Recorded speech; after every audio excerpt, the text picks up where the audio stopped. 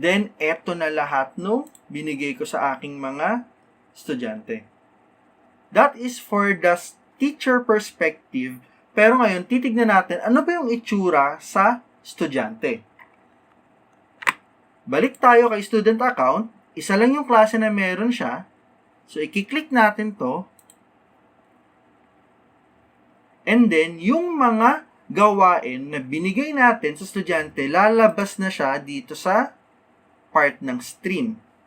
Nagbigay ng material, meron tayong lecture video material din, at meron binigay na assignment. Ngayon,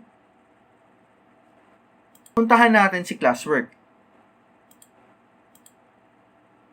At andito rin yung topic natin na basic rule. Naka-assign yung assignment, tapos nakalagay kung kailan yung due date. June 1, 8 a.m. Andito yung materials. Ayan. Ganito ang perspective ng student pagdating kay Google Classroom.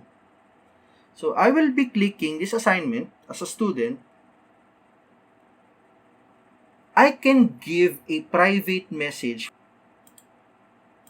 Is the given problem for number 2 correct?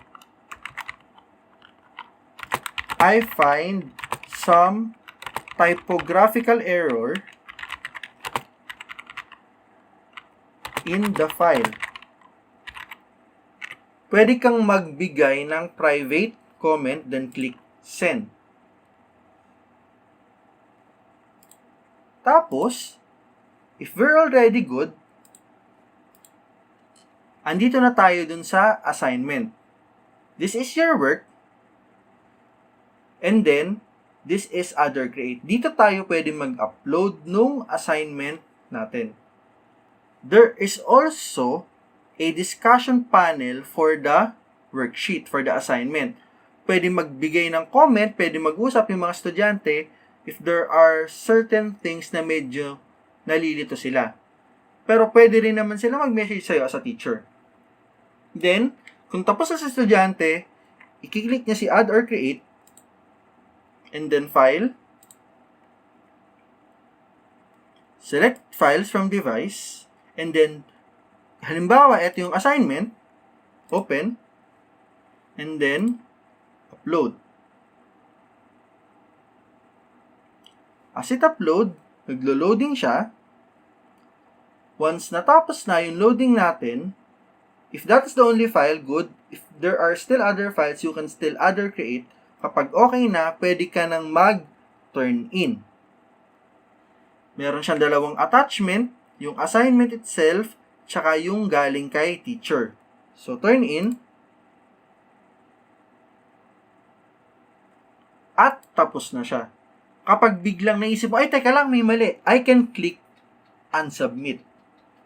Pero kapag okay na, then tignan natin ano yung nangyari kay teacher after mag-turn in ni estudyante. Nandito na siya. Yung assignment sa classwork, merong isang naka-turn in. One is turned in. So, pwede mong i-click to. Tapos makikita natin, eto na yung gawa nung estudyante. Eto yung private comment na binigay niya. Pwede ako maglagay ng comment. Tapos, eto yung file niya. Eto yung assignment. Pwede ko siyang i-view.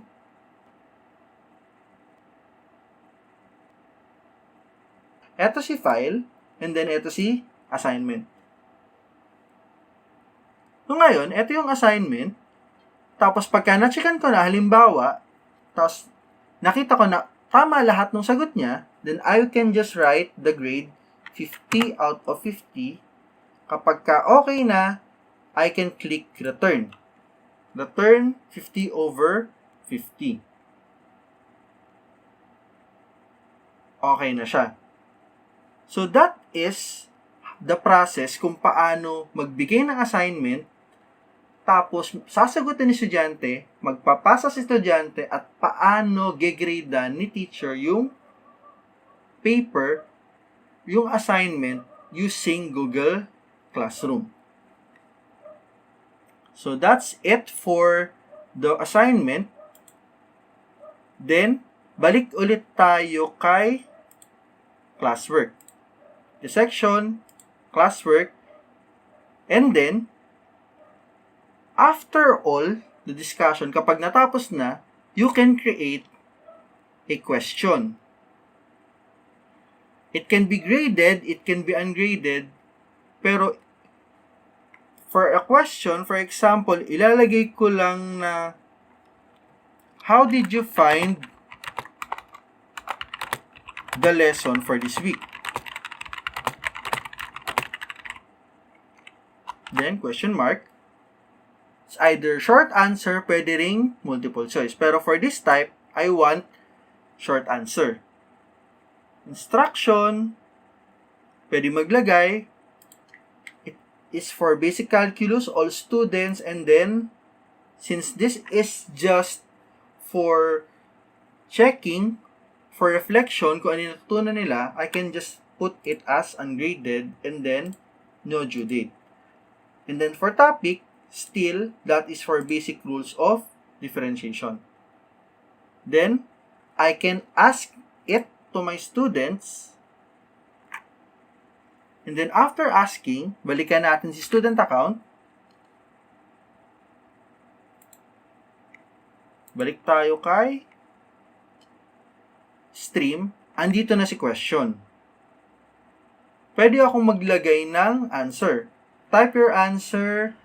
I find it easy. Then, turn in.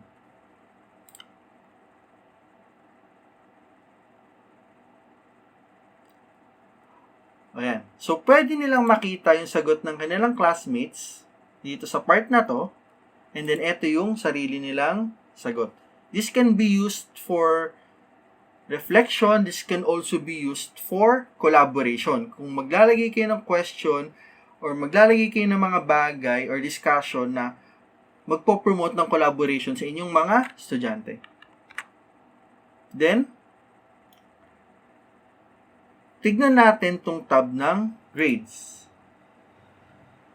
Makikita natin na si estudyante, merong siyang sagot dun sa question at meron siyang score dun sa worksheet, dun sa assignment natin. Makikita nyo dito on this part yung progress ng estudyante ninyo. Ilan pa yung mga assignments na hindi nila nasasagutan? Ano pa yung mga requirements na hindi pa nila nato-turn in? That is one of the good thing about Google Classroom. Na hindi lang siya platform para maglagay ng mga assignments or for communication, pero pwede rin siya magamit ng teacher to track the progress of their students. And then lastly, the people tab. So teacher, and then si estudyante, pwede kayong mag-email sa estudyante ninyo. Click the name, tapos you can email your student personally. For example, if you have a concern. So those are the 4 basic tabs of Google Classroom. Stream for communication, classwork for you to give materials, for you to give assignments, and then people for you to see kung sino ba yung nasa Google Classroom mo, and then lastly for the grades. So those are the basic functions of Google Classroom. There's still so much more you can do if you will be linking Google Classroom sa iba't ibang mga tools ng Google. Pero initially, ito yung mga bagay na pwede mong gawin sa Google Classroom. I hope you learned something, and click the like button, subscribe sa channel, and see you sa ating susunod na mga video.